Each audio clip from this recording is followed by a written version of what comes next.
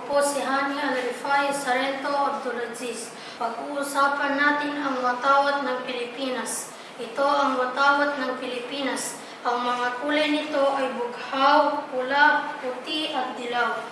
Ang puting tatsulok ay para sa katipunan na nagbigay inspirasyon sa revolusyon. Ang tatlong bituin ay para sa tatlong pangunahing isla ng Pilipinas, ang Luzon, Visayas at Mindanao. Ang 8 sinag ng araw ay para sa 8 lalawigan ng Maynila, Cavite, Bulacan, Pampanga, Nueva Ecija, Bataan, Laguna at Batangas. Ang kulay puti ay simbolo ng kadalisayan. Ang kulay asul ay simbolo ng kapayapaan. At ang kulay pula ay simbolo ng kapangan.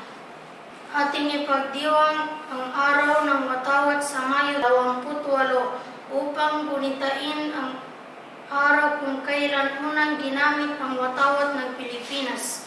Ating mga bayan Pilipino, mabuhay ang Pilipinas, mabuhay tayong lahat.